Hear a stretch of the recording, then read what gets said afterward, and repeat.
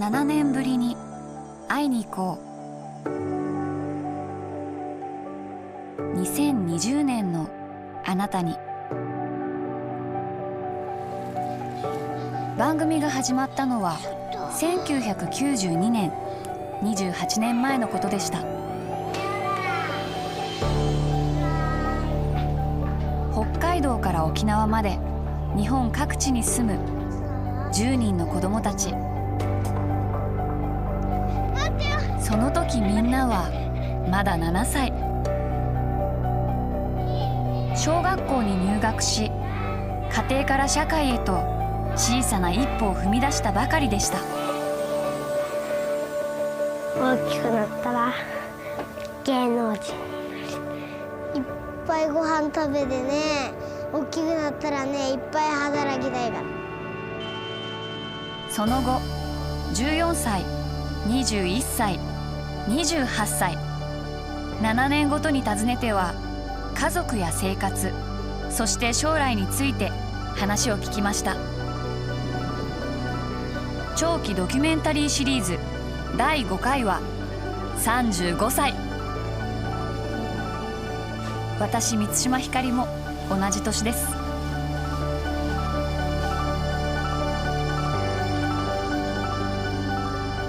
35歳になった10人の成長と今をご覧ください。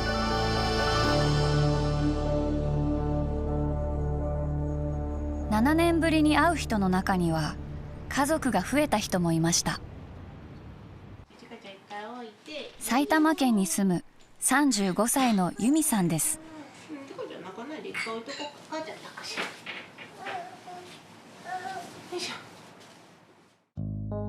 番組が取材を始めたのはバブル経済が崩壊して間もない1992年でした。日本最大の自動車メーカーがある愛知県豊田市。7歳の由美さんです。お父さんは自動車メーカーの工場に勤めていました。もしもし、お父さん元気？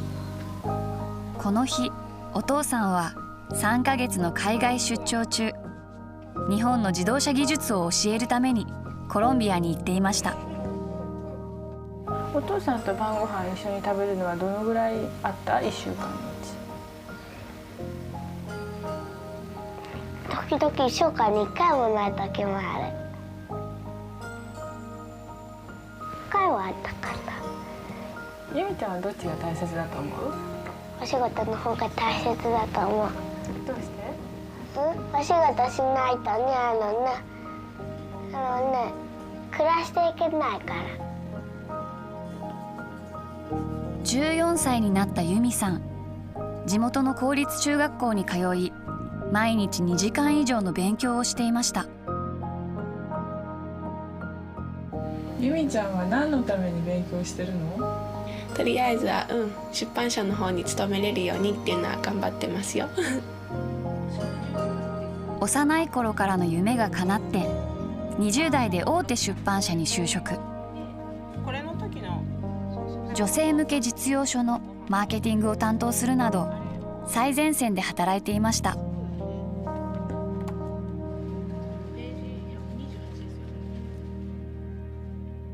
なんかもう仕事はちょっと今完全にもうここね丸3年ぐらいあんまりちゃんと働いてないので何も言えないんですけど。結婚したのは32歳の時。その後長女が生まれ、今年4月には2人目の女の子が生まれました。今は育児休職中。子育てに専念する日々を送っています。おー、上手上手上手上手。やったー。お母さん倒れちゃう。どんな人と結婚したい？優しい人。ただいま。おかえり。由美さんの夫はメーカーに勤めるエンジニア。休みの日は料理を担当します。美味しいですよ。だんだんなんかスキルが上がってきてますし、なんか私だったら面倒くさくて作らないメニューを、食卓のバリエーションが増えましたね、やっぱり。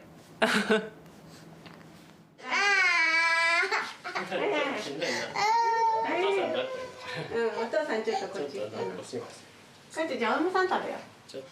ね、私は本当に夫がやってくれる人で運が良かったというか、まあそういう人を選んだところもあるかもしれないですけど、やっぱりね、存在の大きさをいろいろ感じますよね。上がったらもっと頑張って上がろうと思うし、下がったら頑張ってまた元にね戻ってもっと上がるようにしようっていう気になる。なんか人がやってるのに自分がやってないとテストとかでも差がついちゃうかなっていうのはあるし、で、結構負けるのは嫌いだから、できれば上の方で頑張っていきたいなとか、人がやってることは最低限クリアしていこうかなっていうのは思ってるんでやってます。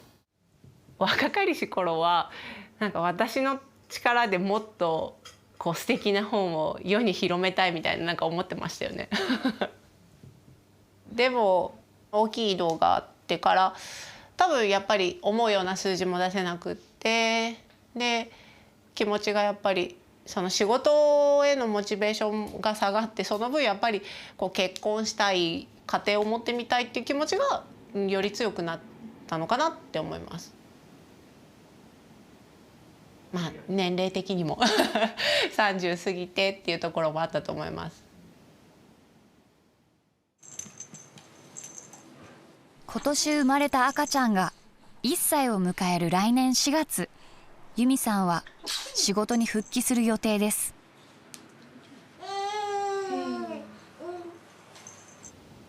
復職したとしてどういう生活を送りたい？なんかあんまり明るい未来がそう子供が2人いて仕事をして帰ってきてご飯食べさせてお風呂入れて寝かしつけってもう考えただけではあっていう感じです。でも今もやっぱり本は好きだし、私の場合はでも本が売りたかったから、多分その気持ちはそれこそ出版社で働きたいと思った14歳の頃かな、あの頃と今も何ら変わってはないと思います。楽しく仕事をしつつ、かつきちんと数字を上げていたいっていうのが一番自分の理想といえば理想かもしれないです。桜の名所隅田川。28年前東京の下町に住む2つの祖国を持つ男の子を訪ねました。6歳まで中国で育った吉尾さん。母方のおばあさんが中国残留孤児です。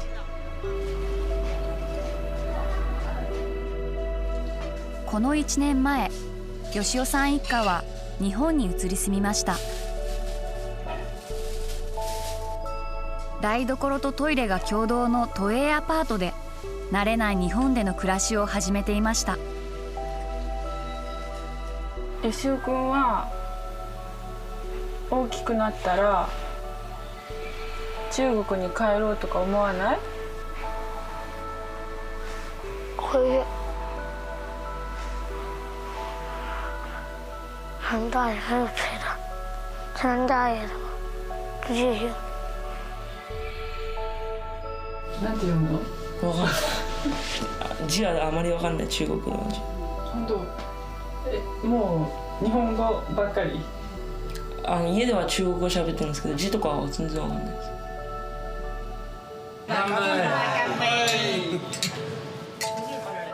この頃、おばあさんのつてを頼りに20人ほどの親戚が日本にやってきていました。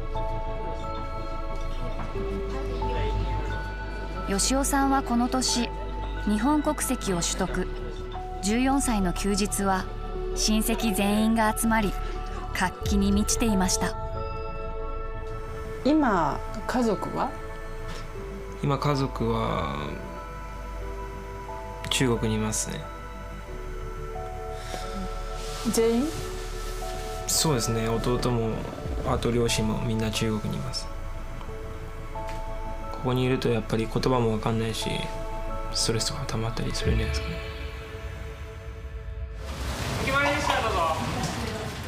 両親が中国に帰った後も吉尾さんは一人日本に残ることを選びました。日中アルバイトで生活費を稼ぎながら夜間大学に通う毎日です。就職先はアルバイトをしていた大手うどんチェーンでした。3年目には店長たちを指導するスーパーバイザーに昇進。すだち醤油うどんで。最中ショートサイズは小で。小サイズ、あったかいのと冷たいの。冷たいの。積極的にアジア展開を進めるこの企業で活躍することを狙っていました。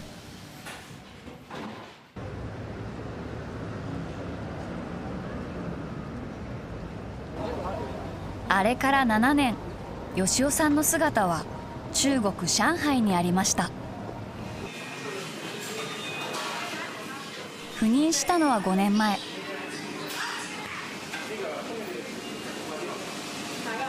对，你要如果是你要这样的两面都放进去，有可能这个就有问题。マーケティング部門の部長として新商品のキャンペーンなど店舗の支援に当たっています。なんか中国に来てやっぱりこう自分で考えて自分で仕事を見つけるっていうのが日本よりもあるなっていうのはすごく感じました。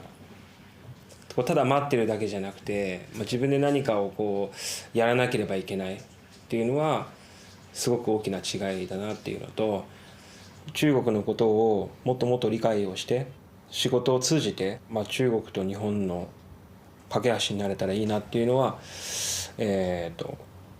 考えて、思ってました。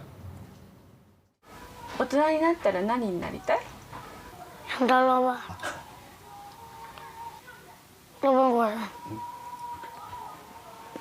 一生なんか一回しかないし、なんか、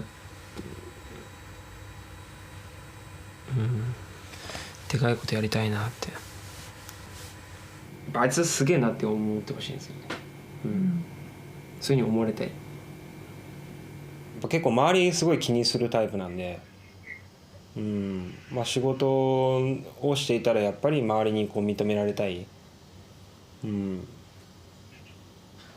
どんな仕事をしていてもそれは気持ちは変わらないですね。上海市の高級住宅地。一緒に暮らすのは7年前に結婚した日本人の妻と友人から譲り受けた愛犬です。父の祖国で迎えた35歳。その人生の苦労に思いを馳せるようになりました。吉尾君にとってお父さんっていうのはどういう存在？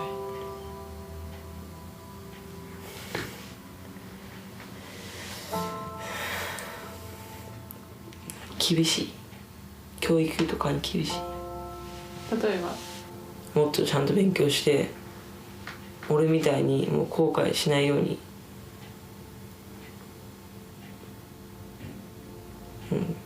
いい大学とかに入って。多分父と母が35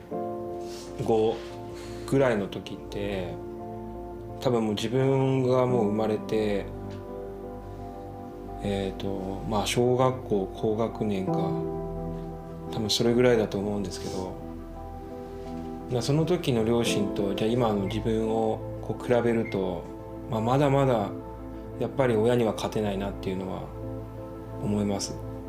なんかそれをこう比べてしまうとなんかまだガキだなとかもっと大人にならないとなっていうのは、考えたことありますね。働いて学校に行かしてくれて欲しいものを買ってくれたりとか、で自分たちは仕事で苦労してあまりお金を使わなくて子供のために使ってたりとか、そういうのを自分はちょうどその時もずっと見てきてたんで、でも自分は今じゃそれをできてるかっていうとまだ全然そこには至っていないのかなとか、そこまでも考えていないですし、やっぱすごいなと思いますね。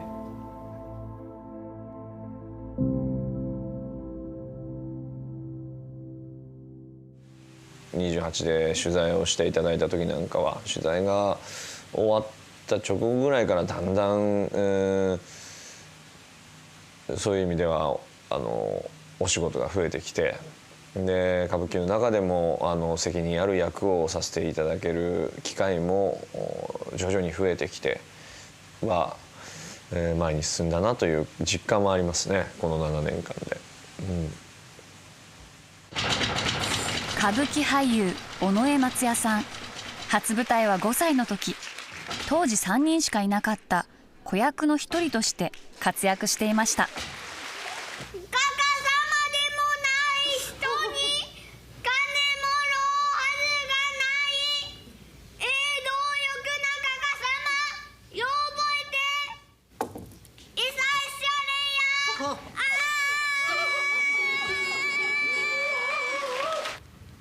舞台に出るのも好きだから、お芝居だけ遊園地とかより一番大好きなの。ママたちよりも大好きなの。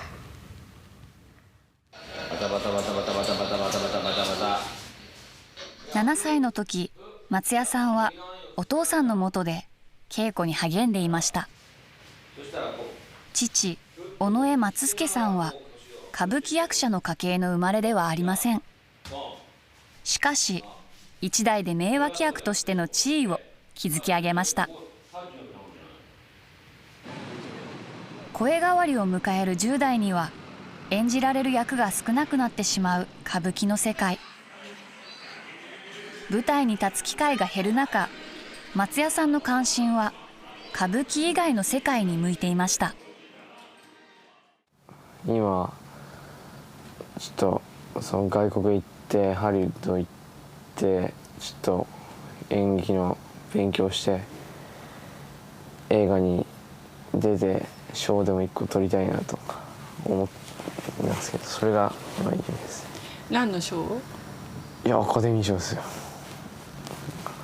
取りたいなとか、そういうのは夢ですけどね。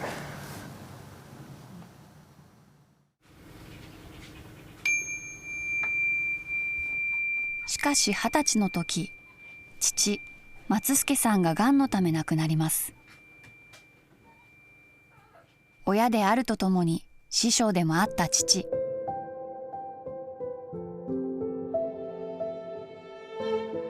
松也さんは若くして父の弟子3人を引き継ぎ、一門の長となりました。で父はでもやっぱり血筋がっていう部分がやっぱりなかったので、なかなか主役とかっていうのは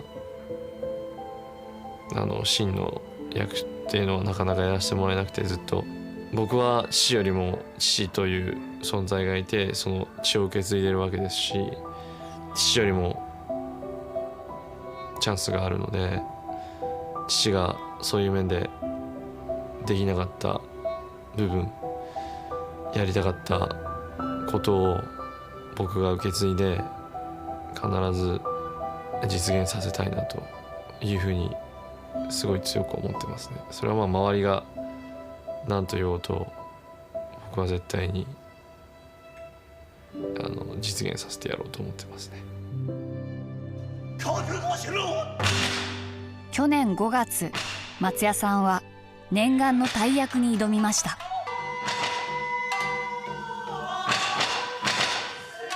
名門音羽屋が大切にしてきた家の芸、御所の五六蔵を歌舞伎座の大舞台で初めて演じたのです。歌舞伎座で、しかも歌舞伎の最後の鳥にですね、やらせていただけたというのは、やっぱり僕の歌舞伎界においての立場と環境を考えるとですね、それは非常に感慨深かったですし、20代からずっとまあ約10年近くですね。結局そういうふうになんかこう自分の中で他歌舞伎以外のことにチャレンジして、それがある程度形になるまでというのは非常にこう苦しかったし時間もかかりましたけれども、でもその積み重ねがないと歌舞伎座のね舞台で五郎像をできるというところまでは、たどり着かなかったであろうと思うし、臭いようですけどお父さん見ててくれよなんて毎日見ててほしいなと見せたいなという思いはありましたね、その時はね。しかし年が明けると新型コロナウイルスの流行が歌舞伎界を襲います。歌舞伎座は5ヶ月にわたって休館。松也さんが主役を務める全国15カ所への巡業も中止を余儀なくされました。8ヶ月ぶりの舞台は山梨県小淵沢でした。こ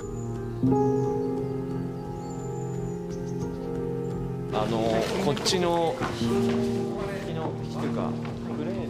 3年前歌舞伎の魅力を広めたいと地方でも始めた自主公演。ここがちょうどね、あそこのアングルからここだけ闇に見えちゃう。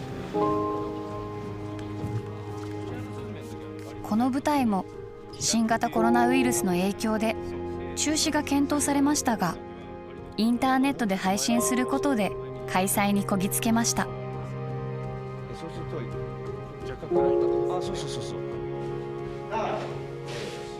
一緒に舞台を作るのは歌舞伎の家の出身ではない弟子や仲間たち。お父さんの苦労を知っているからこそ新たな挑戦を続けています。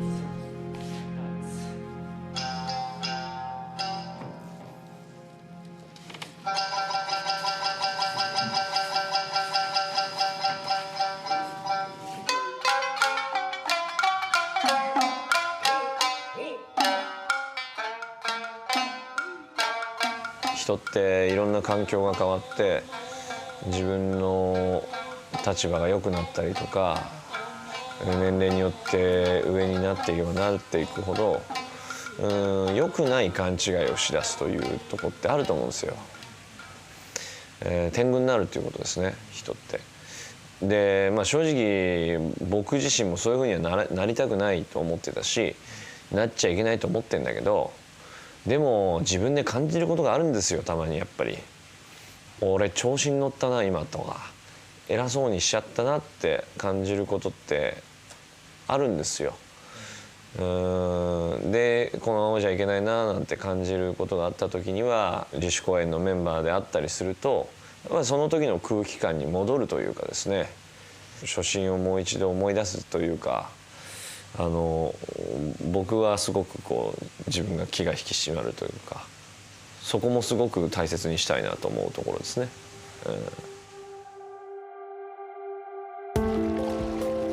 新型コロナウイルスの影響は沖縄にも広がっていました。観光客は半数以下に減少。人口あたりの感染者数は全国でも多い地域です。取材を続けてきた10人の中に病院に勤める女性がいました。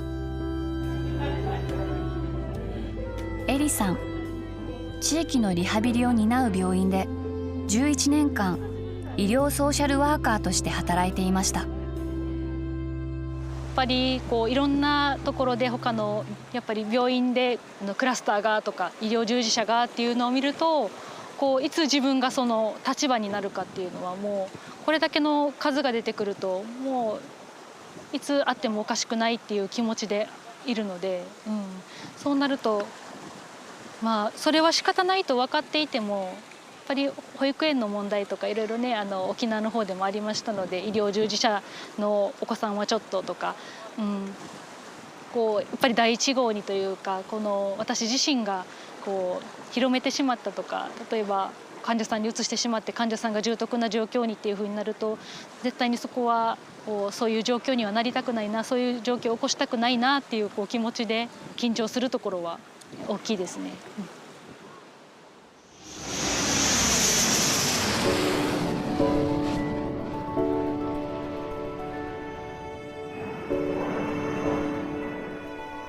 戦後75年が経った今も国内のアメリカ軍専用施設のおよそ7割が集中する沖縄。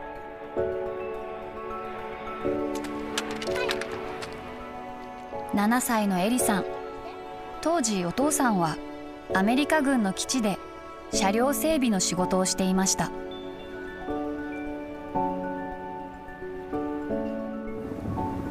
一番怖いものは何？怖い。幽霊。幽霊と幽霊だけ。幽霊だけ？幽霊は幽霊と戦争。あ、マキも。幽霊と戦争とっても怖い。どうして？戦争とっても怖いもん。国と国の戦争だから。家もなくなっちゃうし、食べ物はなくなっちゃうし、病気はなるし、病気になっても薬はないし、それに死ぬ人は多くなるし、それに終わった頃にはエリたちはいないからいないかもしれない。確かに7歳の頃はもう一辺通りに、戦争は悪い、いけないとか基地はない方がいい、ダメだみたいなところをそのままこう教えられたまんまにある意味では受け止めていたと思うんですけど、多少やっぱりある程度周りの状況が分かるようになってくるとやっぱりそこには賛成の意見も反対の意見もあって、基地関係で生計を立てている家庭もありますし、やっぱり県民同士でもこの意見がかなり分かれるところなので、だからなかなかそれを私は賛成だとか反対だとか大きな声で言いづらくなってきた感覚はやっぱり年を重ねるほどにより強く感じます。マキちゃん、エリちゃんがね、大きくなった頃、この基地はどうなってると思う？壊されてる。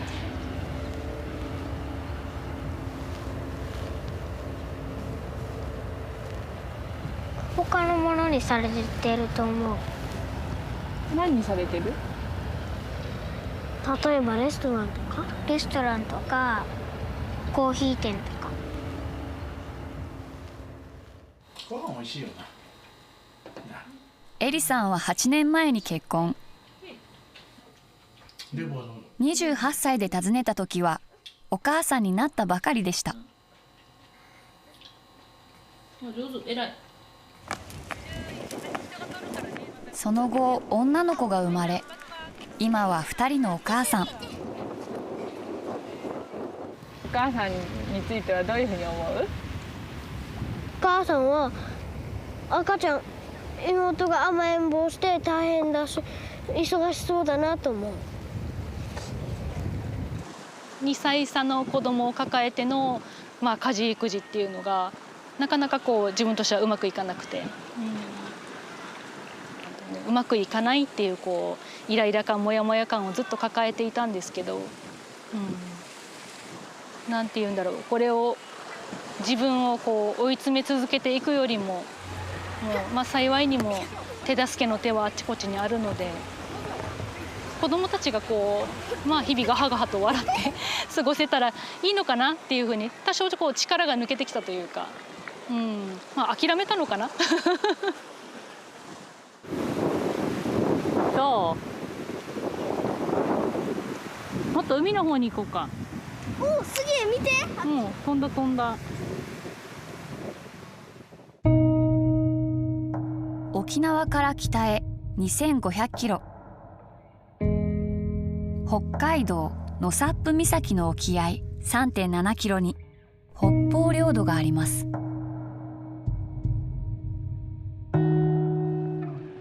岬のある根室市は日本一のサンマの水揚げ港として知られる港町。その中心街にそびえ立つスローガン、この町には戦後ソビエト、ロシアに占領されてきた北方領土からの引き上げ者が数多く暮らしています。28年前、この町で7歳の女の子に出会いました。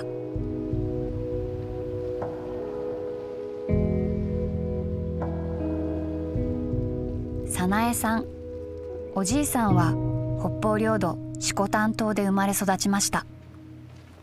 ロシアってどんなところだろうね。嫌い。どうして？ちっちゃなサークルに取ったから。もしおじいちゃんがね、北方領土にね帰りたいって言ったら早苗ちゃんはついていく？行く。じいちゃんがたから。早く島を返してほしいと思う。中学時代、早苗さんのクラスの3分の1は祖父母が北方領土の出身。早苗さんたちの世代にとっても身近な問題でした。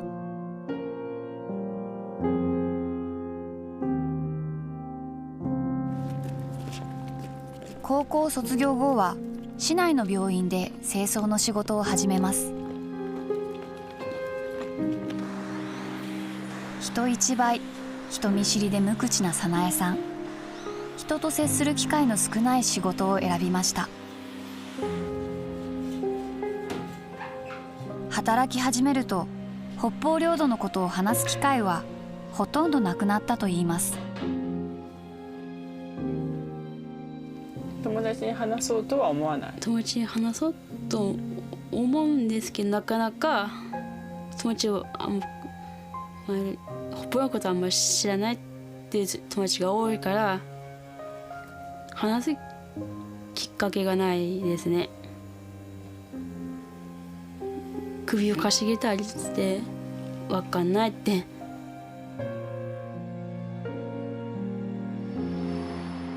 今、早苗さんは家族で経営する民宿で働いています。名前は北方領土にちなんだ島の家。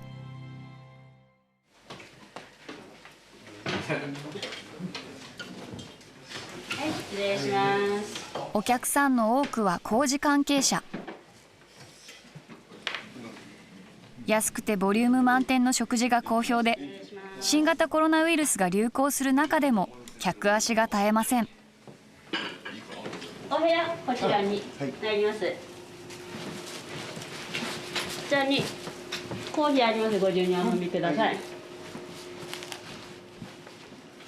今まではちょっとあんまり触れ合うことがなかったんですけど、民宿に仕事を変わってからお客さんとの接客業になったので、そういうのやっぱり人と喋んないと何もできない仕事なので、それで自分からも喋るようにはしてますね。人見知りだった早苗さんが変わったのは2年前のある出来事がきっかけでした。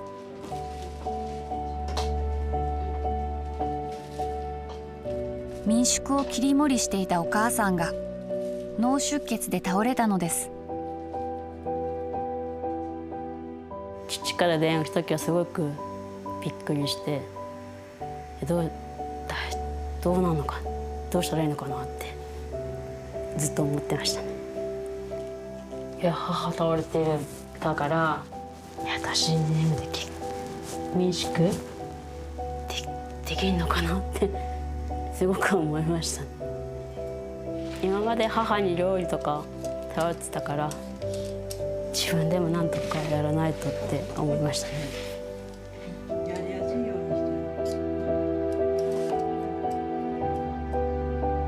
北方領土返還要求根室市民大会式典を開催いたします。毎年8月、市内で開催される北方領土の返還を訴える市民大会。一時は元島民を中心に3000人ほどいた参加者も今ではおよそ600人です。今年早苗さんはこの大会に生まれて初めて参加しました。私は元島民の悔しい悲しい顔が目に浮かんできました。いつもどんなことやってるんだろうって思ってたんで、最初はおじいちゃんいるからあんまり聞かなくてもいいかなと思ったんですけど、おじいちゃんなかなか喋らないし、でこの度市民大会に行って、でまた自分でもおじいちゃんの生まれたところに行ってみたいなって気持ちもありますね。北方領土の話はおじいちゃんとしたりする？いや、あんまりしない。なんでしないんだと思う？なんて言ったらいいか分からないし、もし言ったのがおじいちゃんが長きにしたら困るから聞きづらい。民宿を切り盛りする両親に代わり、早苗さんはおじいさんと一緒に暮らしています。ちょっと弁当持ってきたから。弁当持ってきたから。お弁当。北方領土がソビエトに占領されてから今年で75年。元島民のおじいさんは95歳になりました。島でどんな生活してたのか、どんなことしてたのかをもう一回聞いてみたいですね。もしおじいちゃんが生きてる間に行けるんだったら見てみたいですね。どんなとこで生まれたのか、そういうとこを見てみたいですね。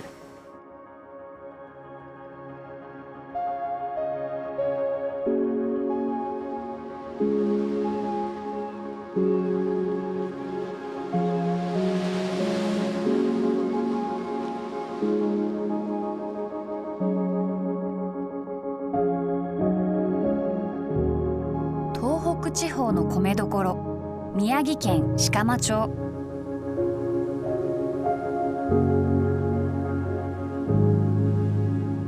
米離れ、そして長年続いた減反政策。日本人の主食米の生産量は取材を始めた28年前からおよそ3割減りました。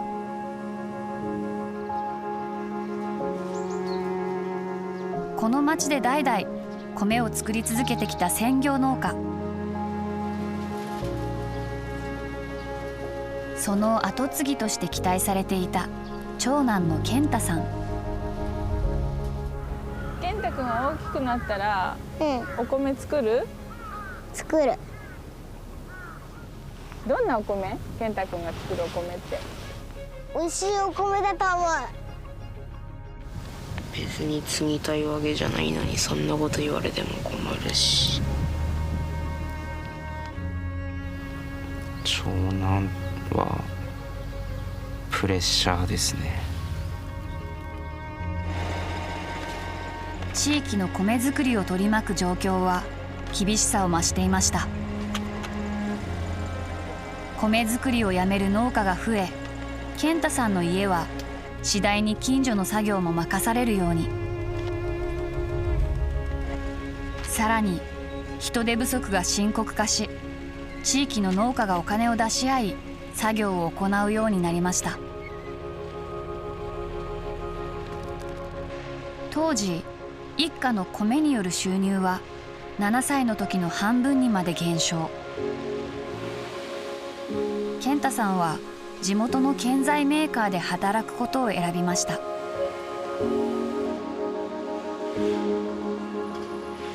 契約社員を経て正社員になったのは27歳でした。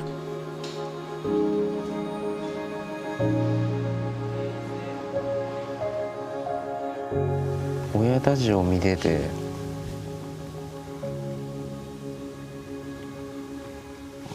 なんていうんですかね、この人たち結構頑張ってんのになんか生活はひどそうだなみたいな。2年前、健太さんは職場の同僚だった女性と結婚しました。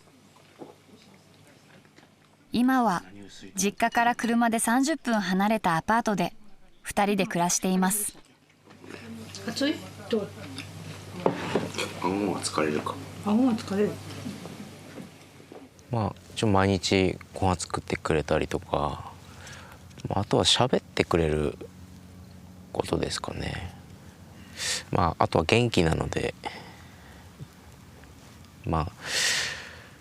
その雰囲気が明るくなるっていうか。10月半ば、健太さんはお父さんから稲刈りを控えた田んぼに呼び出されました。もういいの？いいよ。いいわ。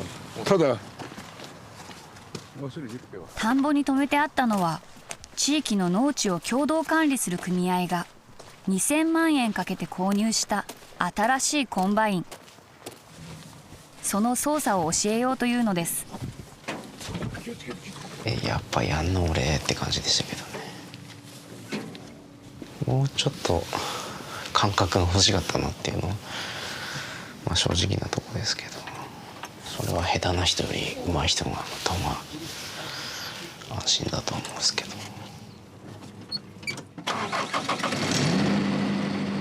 エンジンをかけたその時、ストップ！ストップ！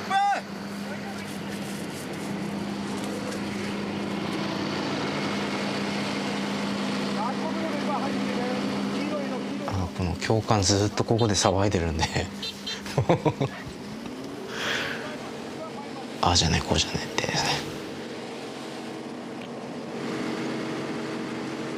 てもうちょっと練習させてくれたらいいんですけど、いきなり実践なんで。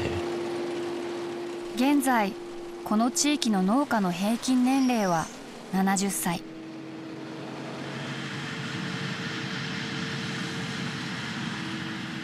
後継者不足により健太さん一家が任される田んぼは7歳の時から2倍以上に増えました。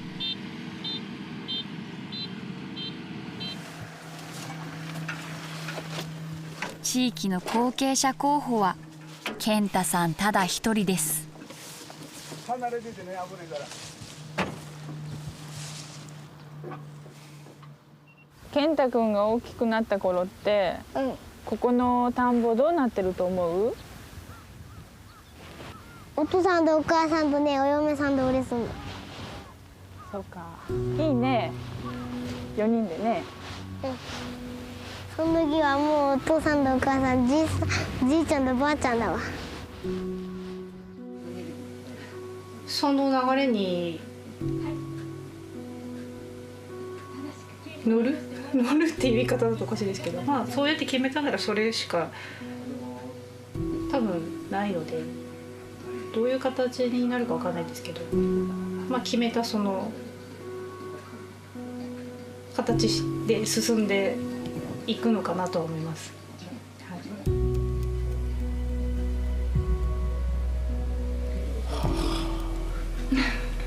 そうですか。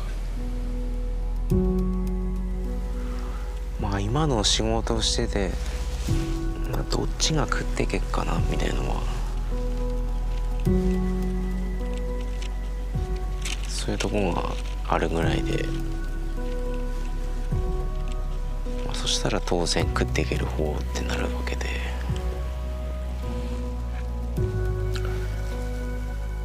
一応今の仕事もあるんで、まるっきり全部やれるかっていうのはまた別にしても、ある程度、自分家のぐらいはやんなきゃないのかなみたいなのは思ってますけど。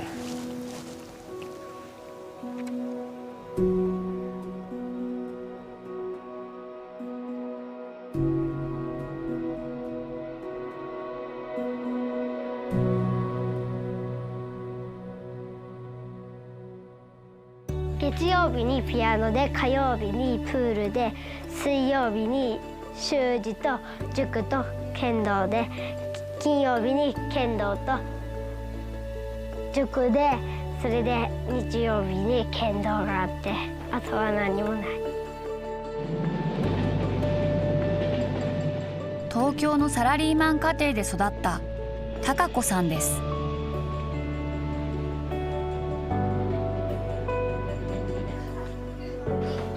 7歳の時は週5日5つの習い事を掛け持ち、この日は片道30分をかけて学習塾に通っていました。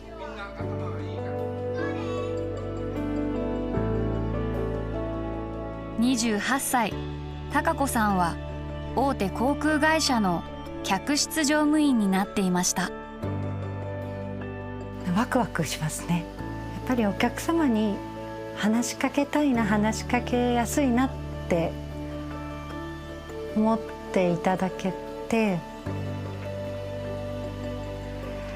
でこの人がいれば安心だなとか、この人に頼めば無理なことを言ってもいろいろ考えてくれるかなとか思ってもらえたら目指すところでしょうかね。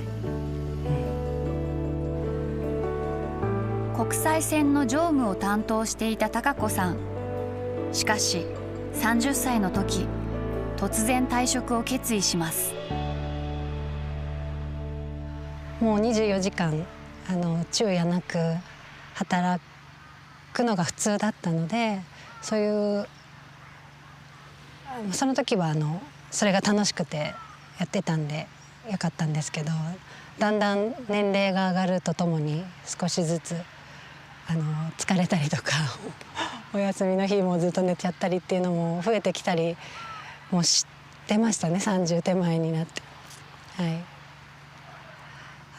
お正月フライトでお仕事に出る時に電車に乗っていて、お正月に家族と過ごせない今年は寂しいなってふと思った時に、もっと家族といる時間が増えるといいなとか、なんかもっと自分の時間も大切にしたいなんてちょっと思ったのが小さなきっかけではありましたかね。大きくなるまで別々に暮らしたくない。別々に暮らしててもなんか一人は一人で暮らしてたら悲しい気分になっちゃう。みんなと楽しく過ごしてないから。32歳の時、貴子さんは結婚。去年12月には男の子を出産しました。今は専業主婦として子育て中心の生活を送っています。もうずっと一緒ですね。もう寝て起きてご飯食べて遊んでお昼寝して遊んでご飯食べてお風呂入って寝て、もうずっと一緒です。一番欲しいものって言ったらね、もう一人自分が欲しい。どうして？宿題やらないでね、遊びに行っちゃった時にね、そのもう一人のやつがね、宿題やってくれてるからね、してたらね、遊んでても宿題をやってるから。常にそういう感覚なのかもしれないです。今ももしもう一人の自分がいるなら、いっぱい寝る自分と子育ての自分と家のことやってくれる自分と楽する自分って同じ自分がいるなら、はい、なんかそういう考え方なのかもしれないですね。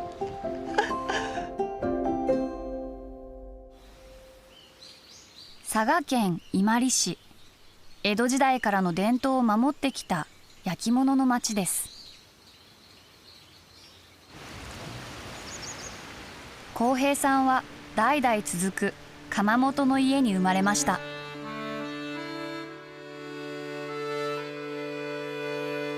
当時お父さんが経営する会社では10人の従業員を雇い、日常使いの食器を作っていました。焼き物を作ったりする。お父さんの後継ぎたいから。どうしてそう思うの？僕は後継ぎだと思うから。今はもう作りたくないですね。浩平さんが11歳の頃、お父さんの会社はバブル崩壊後の不況の煽りを受け倒産。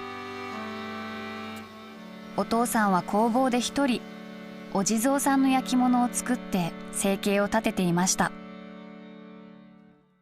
前はいっぱい人がここ働いてたよね、で今お父さんだけじゃない作ってるの、その辺のことは聞いたことある？聞かなくても大体分かったんで、なるべく聞かないようにしとこうと思って。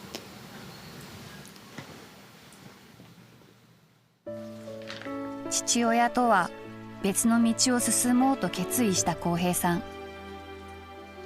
中学卒業後は電気関係の仕事に就こうと地元の工業高校に進学しました。しかし周囲に馴染めず不登校を経験します。焼き物は今どうしてる？少しずつ作っていって、まだ自信はないですけど、今自分にできるものを作ってます。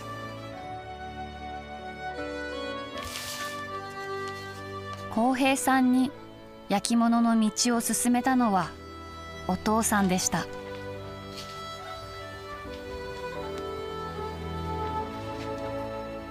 見よう見まねで動物や昔話をモチーフにした人形を作り始めます。浩平君にとってお父さんというのはどんな存在ですか？大きいものだと思います。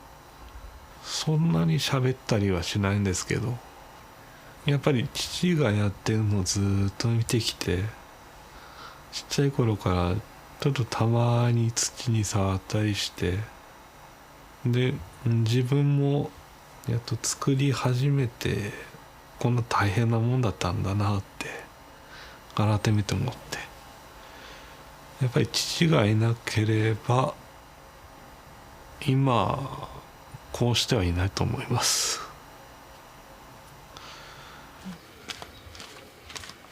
どんな表情になればいいなと思って作ってるの？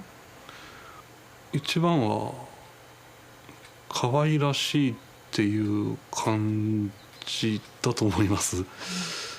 子供の笑顔っていうんですかね。父が言うには子供の頃の自分や兄弟の顔に似せてたと確か聞いたことあるんですけど、そんな感じですね。赤ん坊や小さい子供の顔のようにできれば一番いいのかなと。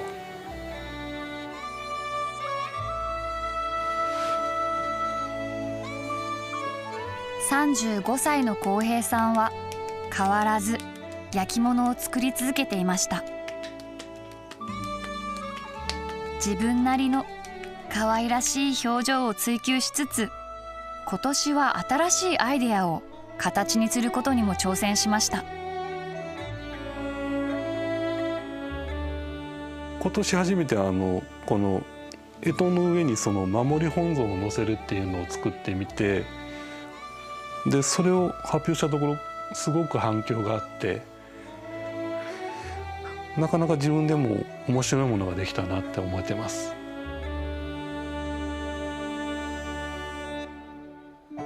作品を作る浩平さんの後ろには今もお父さんの姿があります。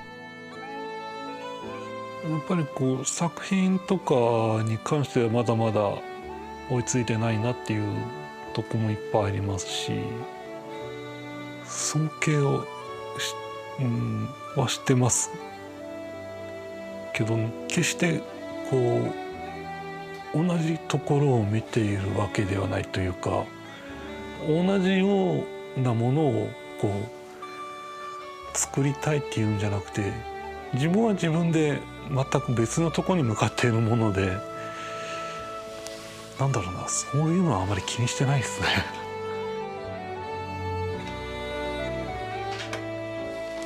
35歳、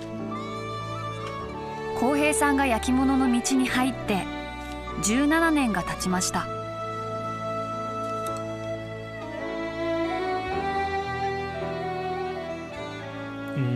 多分こう普通にこう働きに出るっていうか、サラリーマンをやるということに多分性格的に自分が向いてないというか、そういうのを漠然とこう気づいてきて、もう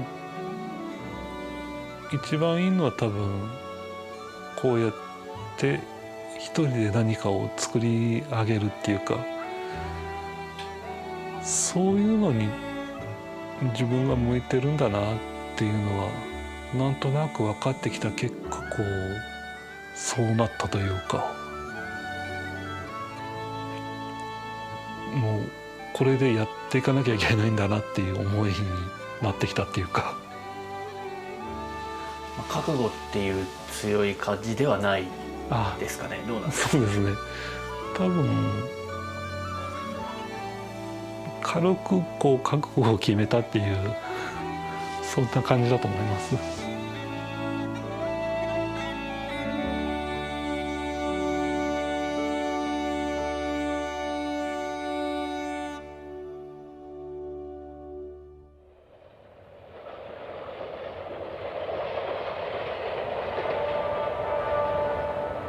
28年前、大阪で2つの名前を持つ子供と出会いました。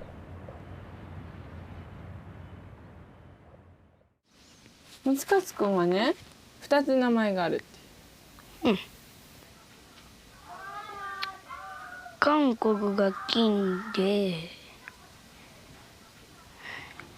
日本が金原じゃん。それだけ。いつもどっち使ってるの？金。金原って使うことある？電話の時使ってる。学校とかは？使ってない。どっちの名前が好き？金。朝鮮半島出身の人が数多く暮らす大阪市生野区。光勝さん。お父さんは在日韓国人2世で、お母さんは韓国の出身です。光勝さんはこの町で生まれ育ちました。将来何になりたい？プロ野球の選手。プロ野球ですね。プロ野球選手を目指してますけど、僕の夢でもあって両親の夢でもあるんで、はい。池田君に代わりましてキム君、京都国際学園高校背番号。大学時代、名乗っていたのは韓国名でした。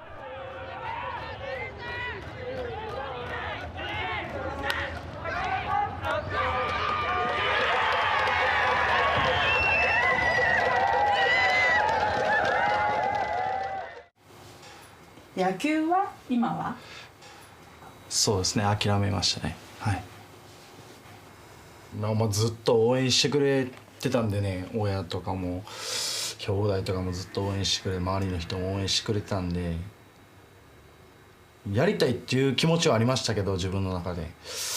けどそればっかりどうしようもないんでね。だからお父さんに言う時はちょっとね、僕も心痛かったですけど、でも通じないもんは仕方ないと思うんで、やっぱりね、そうですね。幼い頃からの夢を諦めた光勝さんは、通っていた大学まで辞めてしまいました。中退した理由はもうほんまにアホみたいな考えで、周りの友達が仕事するってなったんで、じゃあ俺も仕事しようかなっていうその流れです。それでこう親に何も言わんと勝手に中退しました。いやほんまアホやと思います。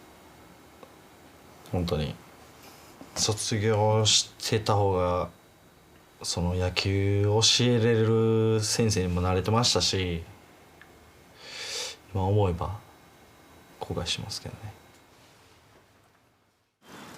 その後いくつもの仕事を転々とした光勝さん。25歳で就職したのが家族が経営する町工場です。社員6人とパートの従業員とで化粧品の容器に印刷を行っています。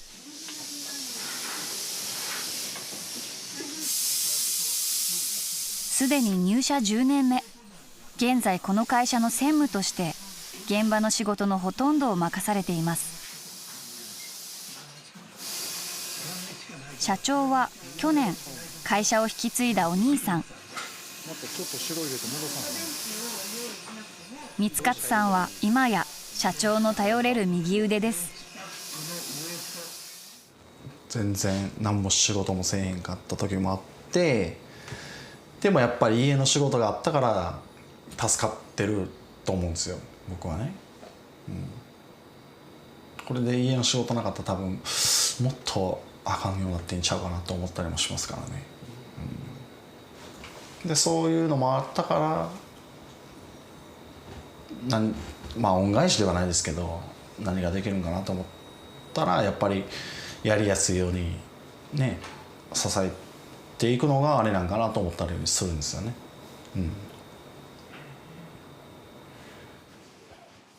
光勝さんは去年日本国籍を取得しました。お兄さんが会社を引き継ぐ際に一緒に帰化することを決めました。こんな感じなんですよ。ことがつくんですよ。金原こと金光勝みたいになって、でこれがことと金がなくなって金原光勝になるんですよ。で次のちょっとこう更新の時はそうです。だから今月行くんですけど、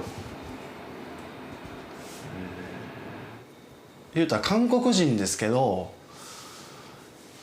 やっぱでも日本で育ってるから、その韓国っていう強い思いがないんですよ。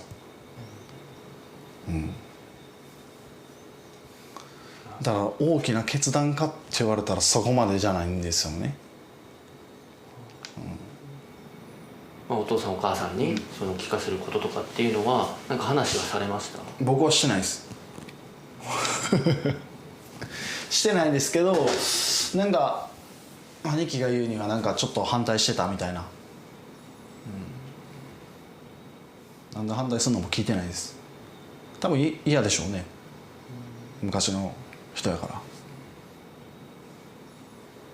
ら。例えばその僕が帰化して子供生まれたらもう血は違うかもしれないですけど、国籍上日本人じゃないですか。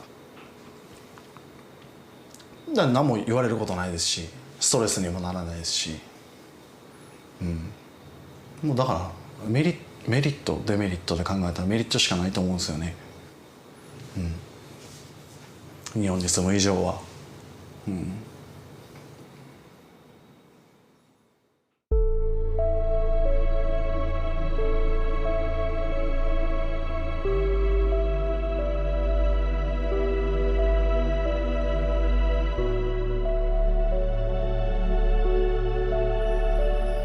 瀬戸内海に浮かぶ愛媛県相島。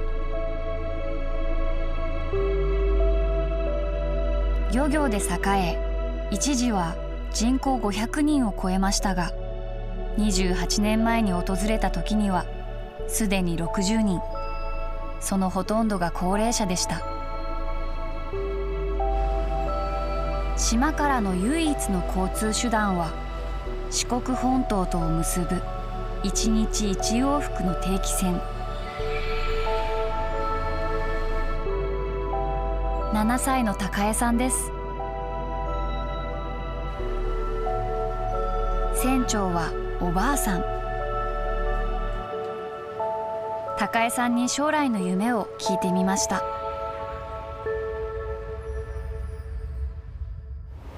おばあちゃんと同じ船長。高江ちゃんが船長さんになったら何代目の船長さんになるの？4代目。もうなりたいとも思わないし、船にも乗りたくないですね。私は出たい、この島から。もう絶対島になんてもう一生住みたくない。すごいゴリゴリですね。高江さんは船で四国本島の学校に通っていました。港に着くのは7時50分。どんなに急いでも始業時間に間に合いません。帰りの船は午後4時半。部活もできない毎日でした。18歳で高校を卒業した高江さんはすぐに島を出ました。出たい出たいって思いすぎてた分、なんかこんなもんみたいな。で出る時におばちゃんがなんか荷物を持ってくれて、でいつもなんかすごいベラベラベラベラ喋りながら歩いてたんですけど、その時に限ってなんか何も言わないんですよね。でなんか私もなんかどう話したらいいのか分からなくて、でなんかパッと見たら泣いてるんですよね。でそれ見たらなんかこっちもなんかうるうるしちゃって、せーの。選んだ仕事は介護福祉士。資格を取り特別養護老人ホームで働き始めました。介護をしようって思ったのはやっぱり島はおじいちゃんおばあちゃんしかいないんですよね。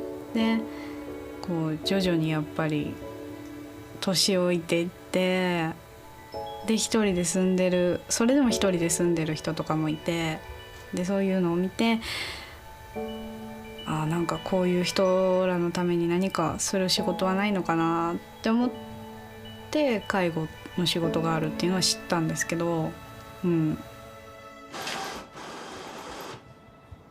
去年高江さんは友人に誘われ2人で新しい仕事を始めました。ケアマネージャーとして介護が必要な人の在宅支援プランを立てる事務所です。介護現場で長年働いた経験をより良い介護につなげようとしています。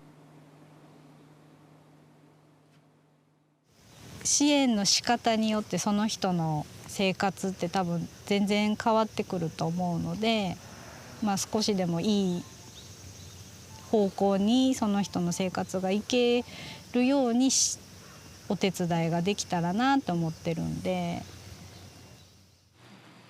高江さんは22歳の時に結婚し、今は4人で暮らしています。小学5年生になった長男はバスケットボールクラブに所属。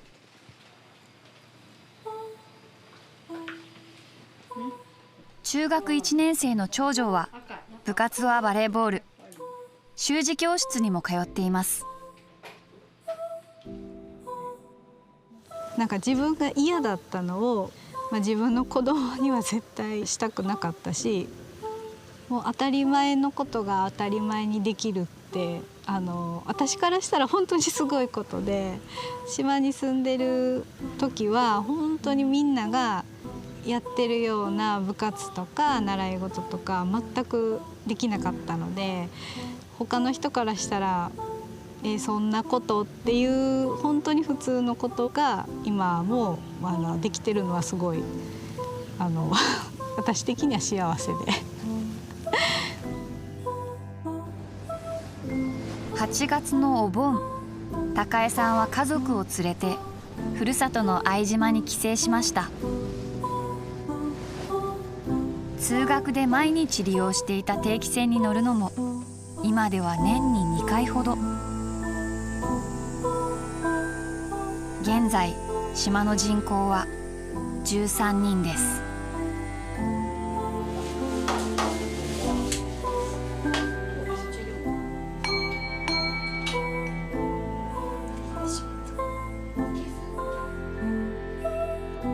もしおじいさんがねなんか病気やったりしたらね、おばあさんも病気やったりしたらね、若い人がおらんかったらなんかご飯も作ってあげれるし、自分でなんか何もできんし、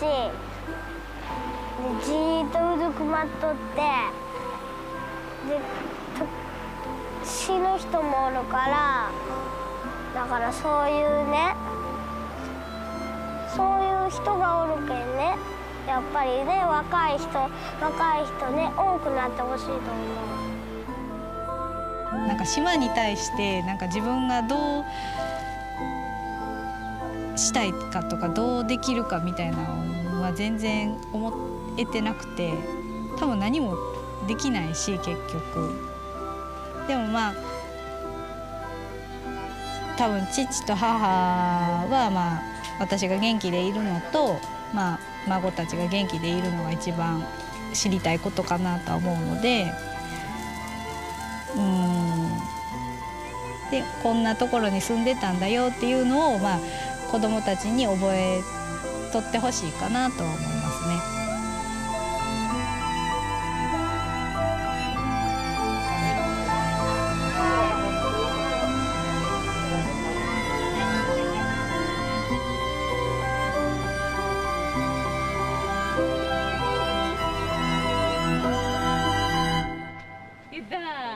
場所や環境は違っても同じ時代を生きてきた10人は今35歳。